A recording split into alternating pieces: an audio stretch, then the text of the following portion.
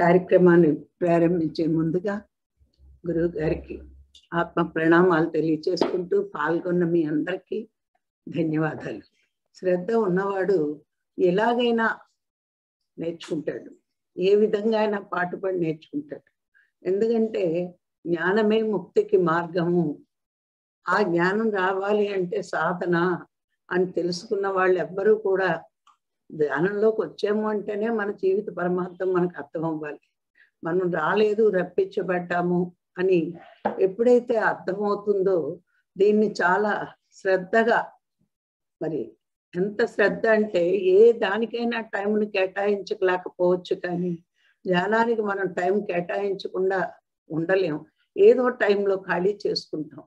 మరి ఆ చేసుకుని ఆ జ్ఞానాన్ని పెంచుకుంటూ, మరి ప్రతిసారి మాటలు వింటూ, మరి మాస్టర్ల మాటలు వింటూ రోజు రోజుకి ఎంతో కొంత కొత్త విషయం తెలుసుకుంటున్నాము అంటే నిజంగా సూది మనంతైనా మనం ఎదుగుదల ఉంటుంది అని నేను అనుకుంటాను. అసలు మానవ జీవితం తీసుకున్నాక ఈ మానవ జీవితానికే ధ్యానం చేసే అర్హత ఉంది అని మనం తెలుసుకున్నాక దీనికోసం ప్రయత్నించాలి. అంటే ఏదైనా ఒకటి మనం తెలుసుకున్నాము అంటే అది కొత్తది, ప్రపంచం అంతా దాన్ని గౌరవిస్తుంది కానీ ఆచరణలో పెట్టుకోలేదు. అదేంటి అంటే ధ్యానమే. అన్ని అందరూ వాడగలరు కానీ ధ్యానం అందరూ చేయలేరు. అది కొంతమంది మాత్రమే చేయగలరు. వాళ్ళు శ్రద్ధ లేదు, ఖాళీ లేదు, తిరుబడలేదు అని చెప్తూ ఉంటారు. కానీ నాకైతే అనిపిస్తూ ఉంటుంది అర్హత లేదు. అర్హత లేని వాడు ధ్యానం చేయలేడు. మనతోనే పుట్టొచ్చు, మన కడుపునే పుట్టొచ్చు, కానీ అర్హత ఉన్నవాడే ధ్యానం తెలుసుకోగలడు. తెలుసుకున్నా ఆచరించాలి అంటే దానికి అర్హత ఉంటేనే ఆచరించగలడు అని నేను అనుకుంటాను. కానీ ప్రాపంచిక జీవితంలో ఎన్నో నేర్చేసుకున్నాం అనుకుంటాం, కానీ ప్రాపంచిక జీవితంలో కొన్ని మాత్రమే నేర్చుకుంటాం.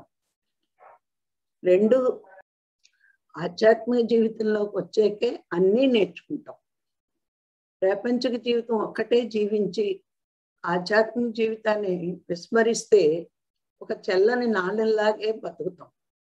అంటే బతికేస్తాం అనుకుంటాం, కానీ పైలోకాలకు వెళ్తే అక్కడ మనకు తెలుస్తుంది పూర్ణత్వం రాలేదు ఇంకా నాకు అని తెలుస్తుంది. కానీ ఇక్కడ డబ్బులో పుట్టి డబ్బులో పెరిగి కోరికలు తీర్చుకుంటూ కావలసిన పదవులు సంపాదించి కావలసిన కోరికలు తీర్చుకుంటే ఇది చాలా మంది అనుకుంటారు నేను తృప్తిగా జీవించేశానని. ఇది తృప్తికరమైన జీవితం కాదు ప్రాపంచిక జీవితం.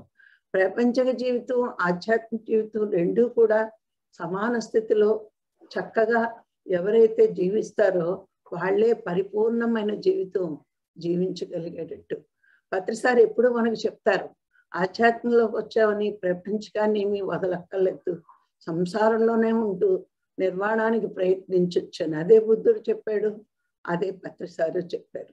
మరి ప్రపంచిక జీవితం ఆధ్యాత్మిక జీవితం వెరసి రెండు కలిపి జీవించాలంటే మన జీవిత పరమార్థాలు ఏమిటి, ఇది మనం ఈరోజు తెలుసుకుందాం.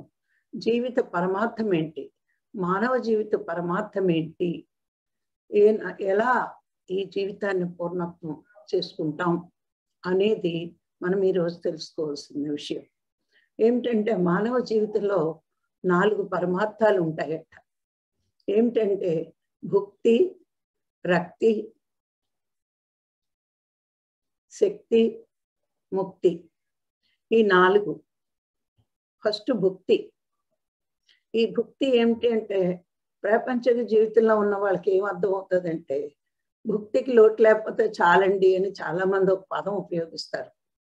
ఏమిటా పదం అంటే తినడానికి ఉంటే చాలు అనుకుంటారు. అది ఉంటే చాలు, భుక్తికి లోటు లేకపోతే చాలండి అని చెప్పేస్తారు మనకి. కానీ భుక్తి అంటే నోటి ద్వారా మన లోనికి వెళ్ళేది ఒక్కటే కాదండి భుక్తి. అందుకే ప్రాపంచిక జీవితంలో సగం అర్థమవుతుంది, ఆధ్యాత్మిక జీవితంలో అన్నీ అర్థమవుతాయి. అన్నీ అర్థమవుతాయి. ఇక్కడ చాలా నిశితంగా గమనించవలసిన విషయం.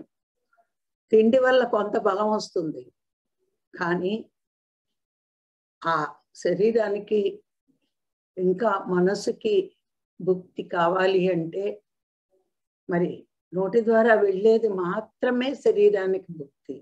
కానీ మనసుకు కూడా కావాలి కొన్ని. అవి ఏంటి అంటే కళ్ళ ద్వారా కొంత, చెవుల ద్వారా కొంత, నోటి ద్వారా కొంత, ముక్కు ద్వారా కొంత, శరీరం ద్వారా కొంత భుక్తి మనసుకు వస్తుంది. అంటే ఇది ప్రాపంచిక జ్ఞానం. అంటే భుక్తి, రక్తి ఈ రెండు ప్రాపంచికానియండి. శక్తి, ముక్తి, ఆధ్యాత్మికము. అందుకే జీవిత పరమార్థాలు 4 చెప్పారు. ఊరికే చెప్పలేదండి, 4 జీవిత పరమార్థాలు అన్నారు. పరమార్థవంతమైనవి.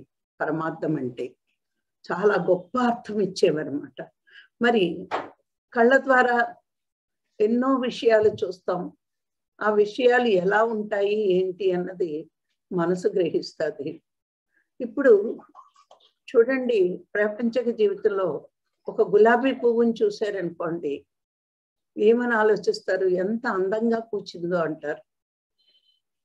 ఇది ప్రాపంచిక జీవితం కళ్ళ ద్వారా సేకరించిన జ్ఞానం. కానీ ఒక ఆధ్యాత్మికగా ఉన్న వ్యక్తి అదే పువ్వుని చూసినప్పుడు ఇంకొక రకంగా ఆలోచిస్తాడు. ఏంటంటే ఇంత అద్భుతమైన అందాన్ని ఆ గులాబీకి ఇచ్చిన సృష్టికర్త ఎంత అద్భుతమైన వాడో అని. అంటే ప్రాపంచిక జీవితం కొంతవరకు ఆలోచిస్తారు.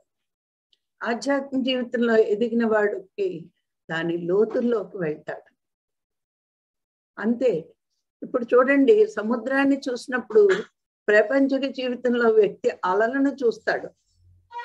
కానీ ఒక గొప్ప ఈతగాడు కానీ ఒక గొప్ప పెద్ద చాలా శక్తివంతుడు ఏమిటి ఆలోచిస్తాడు? ఈ సముద్రంలో అలలే కాదు, ఎన్నో ముత్యాలు పగడాలు కూడా లోన ఉంటాయి, దానిలోన ఎన్నో ఔషధమైన మొక్కలు ఉంటాయి అని లోతుల్లోకి వెళ్తాడు. అలాగే ధ్యాని ఆలోచన వేరు, ప్రాపంచిక ఆలోచన వేరు.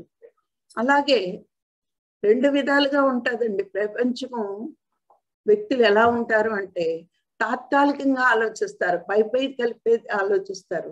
కానీ ఒక ధ్యాని కానీ జ్ఞాని కానీ, ధ్యానం చేసేవాడు కాదండి, జ్ఞాని ఆలోచించే ఆలోచన. ధ్యానం చేసేస్తే వచ్చేదండి, జ్ఞానం పెరిగినప్పుడు ఆలోచన విధానం మార్పు వస్తుంది. ఇప్పుడు ఒక విషయం వింటూ ఉంటాడు, ప్రపంచం వాళ్ళకి ఏం నచ్చుతుంది? గొప్పలు నచ్చుతాయి. ఆధ్యాత్మిక వాళ్ళకి అలా నచ్చదు. ఒక అద్భుతమైన ప్రవచనం నచ్చుతుంది, ఒక అద్భుతమైన జ్ఞాన సందేశం నచ్చుతుంది. ఇప్పుడు మనమే ఉన్నాం చూడండి, మామూలు విషయాలు ఎవరైనా మాట్లాడుకుంటే ఇది అవసరమా అని లోన్ నుంచి అనిపిస్తూ ఉంటుంది మనకి. వెంటనే మనం అక్కడి నుంచి లేచి వెళ్ళిపోవడము, లేకపోతే మనం టాపిక్ మార్చడమో చేస్తాం. అంటే వినడం ద్వారా ఆనందం వస్తుంది, కానీ ప్రాపంచిక వ్యక్తికి ఒక రకంగా ఉంటుంది, ఆధ్యాత్మిక వ్యక్తికి ఒక రకంగా ఉంటుంది. ఇంకా మరీ నికృష్టమైన జాతి అయితే, అధముడైతే పక్క వాళ్ళ మీద మాట్లాడే మాటలన్నీ చాలా ఇంట్రెస్ట్గా ఉంటాయి. మరి వీడు అధముడు, ఇంకా అలాంటి విషయాలంటే ఇంక వీడు శైశవాత్మనే అనుకోవాలి. కానీ మామూలు వాళ్ళకి కొన్ని విషయాలు నచ్చవు. కానీ ఒక ఆధ్యాత్మికంగా ఎదిగిన జ్ఞానికి మంచి విషయాలు వినడం ద్వారా చాలా ఆనందపడతాడు వాడు. ఇక్కడ 2 ఉన్నాయి, ప్రపంచం ఉంది, ఆధ్యాత్మికం ఉంది. మరి తినడం ద్వారానే కాదు, వినడం ద్వారా, చూడడం ద్వారా, మాట్లాడడం ద్వారా కూడా మనకి ఆహారం లోనికి వెళ్తున్నట్లే. అందుకే చెప్పారు, రక్తి అంటే బయట విషయాల వల్ల వచ్చే ఆనందం. అది ప్రాపంచిక జీవితంలో వాడికి ఒక రకం ఆనందం ఉంటుంది, ఆధ్యాత్మిక జీవితం వాళ్ళకి. మాటే చూసుకోండి, పక్క వాళ్ళ మీద చెప్తే చమ్మగా ఉంటుంది కొంతమందికి.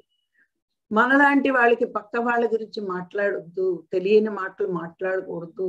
గురువు దగ్గర నేర్చుకున్నాం మనం, తెలియని మాటలు నోటంట మాట్లాడకూడదు, అవి కర్మలు అవుతాయి మనకు ఉపయోగపడవైన మాటలు మాట్లాడాలి, ఉపయోగం పడాలి మనకి అని మనం ఏం చేస్తాం? ఎప్పుడు ఎవరికో వాళ్ళకి చెప్పడానికైనా ప్రయత్నిస్తాం, నేర్చుకోవడానికైనా ప్రయత్నిస్తాం. అందుకే మన మాట ఎలా ఉంటుంది అంటే రాతి మీద రాతల్లా ఉంటుంది. మరి ప్రాపంచిక జీవితంలో వడవడ ఎన్ని విషయాలు వాడినా అందులో ఒక్క విషయం ఉండదు. అందుకే వాళ్ళకి తాత్కాలికమైన ఆనందం ఉంటుంది, మనకి శాశ్వతమైన ఆనందం ఉంటుంది. అందుకే ప్రాపంచిక జీవితం అంతా కూడా తాత్కాలికమైన ఆనందం, విషయానందం అంతా కూడా తాత్కాలికమేనండి. గమనించుకోండి, ఇప్పుడు మన నోరు ఉంది, ఒకటి మాట్లాడడానికి, రెండు తినడానికి. ఇప్పుడు నాకు యాపిల్ ఇష్టం అన్నాం అనుకోండి, సరే యాపిల్ ఇష్టం కదా అని ఒక యాపిల్ తిన్నాం, ఇష్టమే, బాగుంది. రెండో యాపిల్ తింటే ఇంకొంచెం తృప్తి వచ్చింది. మూడో యాపిల్ తిన్నావు, కొంచెం అక్కడికే వెగటం మొదలైంది. నాలుగో యాపిల్ తింటే వాంతి వస్తుంది. అంటే ఇష్టము అనుకున్నదే నీకు మితిమీరి వస్తే అది వెగటనిపించింది. అందుకే ఇది తాత్కాలిక ఆనందం. మరి అలాగే ఆ నోటి ద్వారానే ఒక మంచి విషయాలు చెప్తూ ఉంటే మనకి ఇంకా వినాలి అని అనిపిస్తుంది.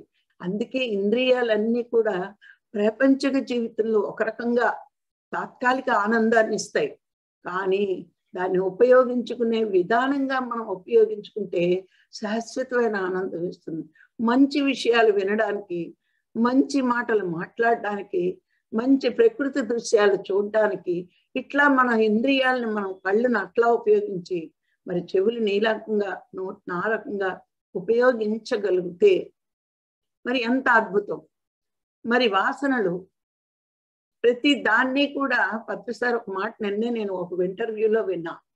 మనం మామూలుగా అయితే శరీరానికి వర్షం వచ్చినా ఎండ వచ్చినా చాలా బాధపడిపోతూ ఉంటాం ప్రాపంచిక జీవితంలో. మరి సార్ ఏం చెప్పారు నిన్న ఇంటర్వ్యూలో నేను చూశాను, సరే వర్షం వస్తోంది, దాని నుంచి తప్పించుకోవాలంటే ఏం చేయాలి? గొడుగేసుకోవాలి. ఎండ వచ్చింది, దాని నుంచి తప్పించుకోవాలంటే ఏం చేయాలి? గొడుగేసుకోవాలి. అంతేకాని నేచర్ని దూషిస్తావా? నేచర్ని దూషిస్తే నీకు బుద్ధి లేనితనం. నేచర్ని దూషించకుండా దాని నుంచి తప్పించుకోవడం నేర్చుకోవాలి. మరి ఒక జ్ఞాని దాని నుంచి తప్పించుకోవాలి, దాన్ని తట్టుకునే శక్తి ఉందంటే ధ్యానం అనే గొడుగేసుకోండి. ఎంత అద్భుతంగా సింపుల్ గా చెప్పేసాడో చూడండి ఆ సొల్యూషన్. చిచి చా అనుకోకుండా ప్రకృతిని ఎప్పుడూ దూషించొద్దు, దాని పని అది చేస్తూ ఉంటుంది. దాని నుంచి ఎలా తట్టుకోవాలి, ఎలా తప్పించుకోవాలో మీరు నేర్చుకోండి. నేర్చుకున్నప్పుడు అన్నిటినీ చక్కగా ఆస్వాదించగలరు. అందుకే మరి భుక్తి అంటే విషయానందం అంటే తినడమే ఆనందం కాదండి. రకరకాలు తినడం ఆనందం అనుకుంటే అది ప్రాపంచికంగా తాత్కాలికమైన ఆనందం. సరే షడ్రుచులు చూశారు, తినాలనుంది, ఒకసారి తింటారు, రెండుసార్లు తింటారు, మూడోసారి తింటే నీకు అడిపే నీకు వద్దని చెప్తారు. తినడం ఒకటే ఆనందం కాదు. అన్ని ఇంద్రియాల ద్వారా వాటి యొక్క సరి అయిన జ్ఞానాన్ని సేకరిస్తూ ఉంటే మరి ఇదేంటి అసలైన భక్తి. అందుకే ప్రాపంచిక అర్థాలు ఉంటాయి, పారమార్థిక అర్థాలు ఉంటాయి ప్రతి విషయానికి. సృష్టిలో ఒక మాట వచ్చింది అంటే ప్రాపంచిక అర్థం తాత్కాలికమైతే, మరి పత్రిసార్ లాంటి వాళ్ళ చేతిలో ఆ మాట పడింది అంటే దాని అంతరార్థాలు అద్భుతంగా చెప్పగలరు. అందుకే మనము పత్రిగారి శిష్యులమండి. ప్రతి దానికి లోతుల్లోకి వెళ్ళగలగాలి. అంటే మన జ్ఞాన పరిధి పెరిగి, మన సాధన పెరుగుతున్నప్పుడు, బుద్ధి వికసించినప్పుడు ఇంకా లోతుల్లోకి వెళ్ళి ఎన్నో ఉపమానాలతో చెప్పగలం, స్వీకరించగలం. అందుకే భక్తి అంటే తినడం ద్వారా వచ్చే ఆనందం కాదండి. మహా ఎంత తింటావు? రోజు 4 ఇడ్లీ తింటే పచ్చడి నచ్చితే ఇంకొక ఇడ్లీ తినగలవు, కానీ ఇంకో 10 ఇడ్లీ తినగలవా? చచ్చూరుకుంటాం వెగట పుట్టి ఇడ్లీ అంటే. అది కాదు.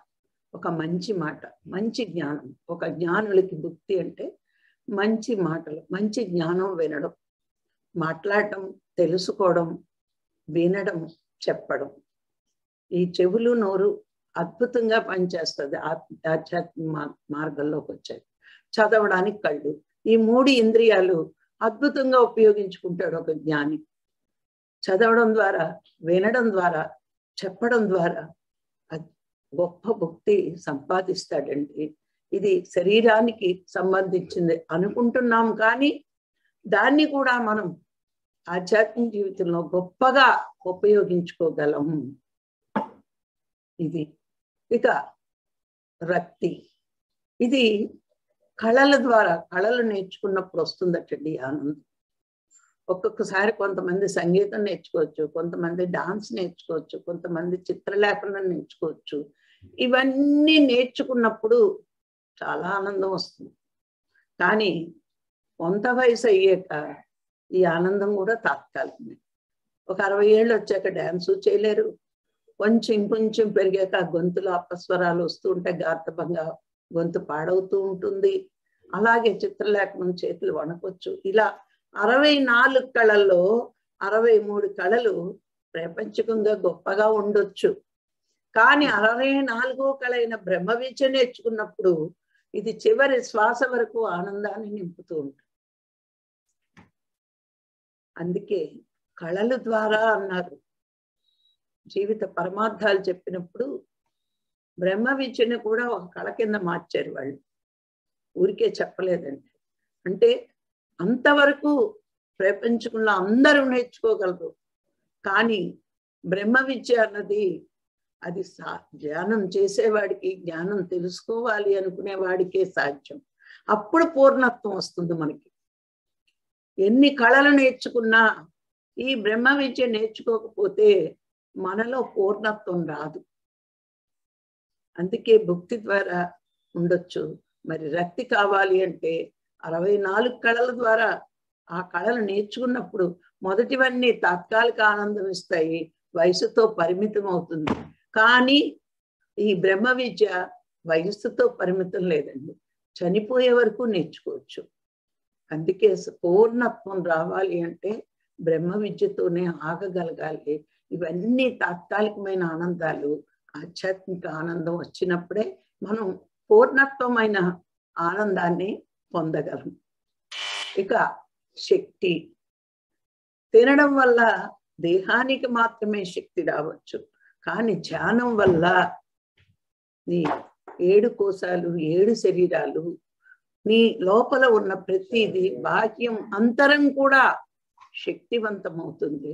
అణువు కూడా శక్తివంతం అవుతుంది ధ్యానం ద్వారా. ఈ రోజున చూడండి, హిమాలయాల్లో కానీ అరణ్యాల్లో కానీ సాధన చేస్తున్న వాళ్ళకి ఏ హాస్పిటల్స్ అవసరం లేదు. ఎందుకు అంటే నిన్న దాంట్లో చెప్పారు సారు, వాళ్ళు కాస్మిక్ ఎనర్జీతోటే ఉంటారు, కాస్మిక్ ఎనర్జీలోనే ఉంటారు, కాబట్టి వాళ్ళకి ఏమి అవసరం లేదు. అంటే ధ్యానం చేయడం వల్ల ఇవన్నీ మన శరీరం మాంసపిండంగా ఉన్న శరీరం మంత్రపిండంగా మార్చుకోవచ్చు. ఒక్క బాహ్య శరీరం, ఇప్పుడు ఆహారం అనుకోండి, మందులు అనుకోండి, మన స్థూల దేహం వరకు బాగా పనిచేస్తాయి. కానీ తర్వాత సూక్ష్మదేహం, కారణదేహం, ఇలా ఎన్నో దేహాలు లోన ఉన్నాయి, మనందరికీ తెలుసు. అవన్నీ కూడా శక్తివంతం అవ్వాలి, మన మేధస్సు శక్తివంతం అవ్వాలి. మరి ఇవన్నీ శక్తివంతం అవ్వాలి అంటే అన్ని లోన అసలు ఒక మనిషి మృత్యువుని జయించగలిగే శక్తి ఉన్నవాడండి. అందుకే మృత్యువు అన్ని జీవుల్ని భయపెట్టగలదట, కానీ మానవుడిని భయపెట్టలేదట. ఎవరు లాంటి వాళ్ళని, ఎలాంటి వాళ్ళని? ధ్యానం చేసేవాళ్ళని. అందుకే మృత్యువే భయపడతాదటండి ధ్యానం చేసేవాళ్ళ దగ్గరికి రావడానికి. వాడికి ఎప్పుడు చావాలి అనుకుంటాడో అంత శక్తి ఉంది వాడికి, ధ్యానం ద్వారా తెచ్చుకోవచ్చు. కానీ అది తెలియదు ఎవరికి. మరి ఒక హిమాలయాల యోగులు 400 సంవత్సరాలు 1000 సంవత్సరాలు, మరి మహావతార్ బాబాజీ 5000 సంవత్సరాలు అంటున్నారు. ఇవన్నీ మరి ఎలా జరుగుతున్నాయి అంటే వాళ్ళ ధ్యానం ద్వారా ఆ అణువుని కూడా గొప్ప శక్తివంతం చేసుకున్నారు. అందుకే ధ్యానం ద్వారా వచ్చే శక్తి శాశ్వతం. ఆహారం ద్వారా వచ్చే శక్తి మరి అప్పటికప్పుడే కొన్ని గంటలు మాత్రమే, లేకపోతే కొన్ని రోజులు, కొన్ని సంవత్సరాలు. తర్వాత లోనున్న ఆర్గాన్స్ పనిచేయకపోతే ఆహారాన్ని కూడా స్వీకరించవండి. అందుకే స్థూల దేహానికి కొంతవరకు ఉపయోగపడుతుంది.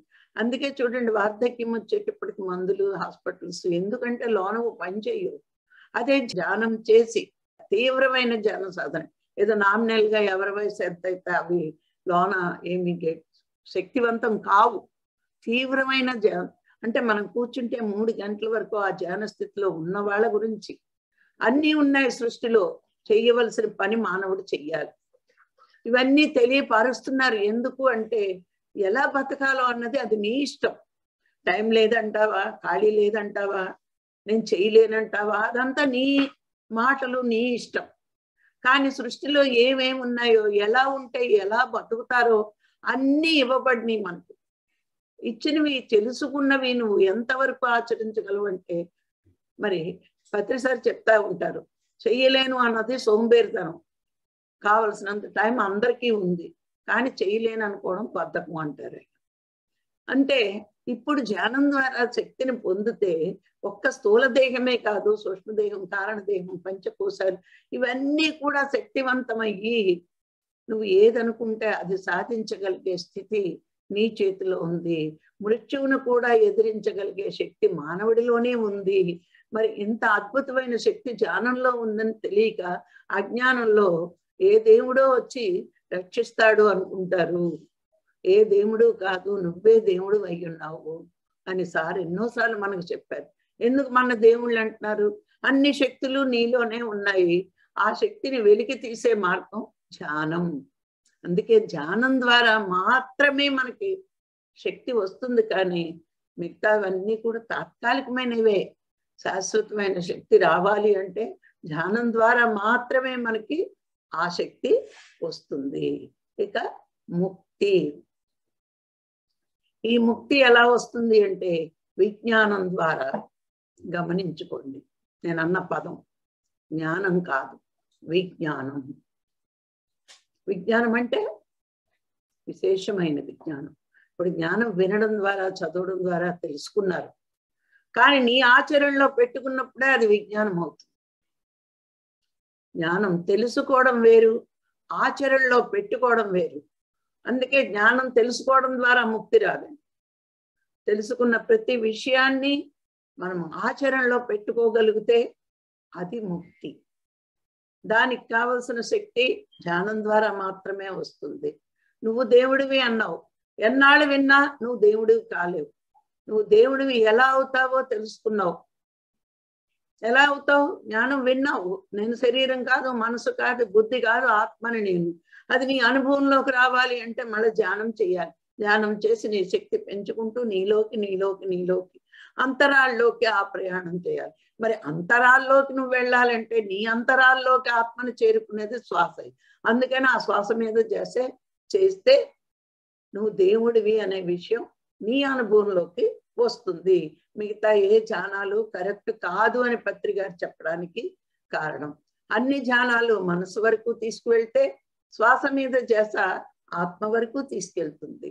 మరి ఆత్మని అధ్యయనం చేస్తే ఈ శ్వాసని ఏ విధంగా మారుస్తుంది, శరీరానికి ఎలా శక్తినిస్తుంది, ఇవన్నీ మీరు తెలుసుకోగలిగితే శ్వాస మీద ధ్యాస తప్పించి నేను భగవంతుడిని తెలుసుకునే జ్ఞానం బయట ఏమీ లేదు. విన్నదంతా ఆచరణలో పెట్టుకున్నప్పుడు మాత్రమే. గురువు శ్వాస మీద ధ్యాస చెప్పాడు, నువ్వు దేవుడివి అన్నాడు. ఇది ఎట్లా అవుతుంది అన్నది నీకు నువ్వుగా ప్రాక్టీస్ చేయాల్సిందే, కానీ ఎవరో వచ్చి ఏదో ఇచ్చి నీకు చేస్తారు అని సార్ ఎప్పుడు ఏది చెప్పరు. అందుకని అది మనము ఎలా ఉండాలి? జీవిత పరమార్థాలు మానవుడికి 4 ఉన్నాయి: భుక్తి, రక్తి, శక్తి, ముక్తి. ఈ 4 ఎలా సంపాదించుకోవాలి? ప్రపంచక జీవితంలో తాత్కాలికమే. ఆనందం కానీ, సంతోషం కానీ, సుఖం కానీ అన్ని తాత్కాలికంగానే ఉంటాయి. కానీ ఆ జీవిత పరమార్థాలు శాశ్వతంగా మనం తెలుసుకోవాలి అంటే ఏం నేర్చుకోవాలి, ఎలా ఉండాలి, ఎలా సంపాదించాలి, ఇవన్నీ మనము నేర్చుకుంటే మరి పూర్ణ పురుషులుగా ఎదిగి మరి జన్మ లేని స్థితికి వెళ్తూ ఉంటాం. మరి ఇవన్నీ మనకి చెప్తున్నారు. ఆచరించే విధానం అది మన చేతుల్లోనే ఉంది. గలగలము లేము అనుకుంటున్నాం, కానీ ప్రయత్నిస్తే అది సాధించగలం. మరి ఇదండి జీవిత పరమార్థాలు 4 ఏంటో మరి ఎప్పుడో నేను విన్నది, ఎప్పుడో మరి సార్ చెప్పింది. మరి ఈరోజు మళ్ళా మీకు చెప్పాలనిపించి చెప్పాను. మరి ఈ అవకాశం నాకు ఇచ్చినందుకు మరి ధన్యవాదాలు. Thank you.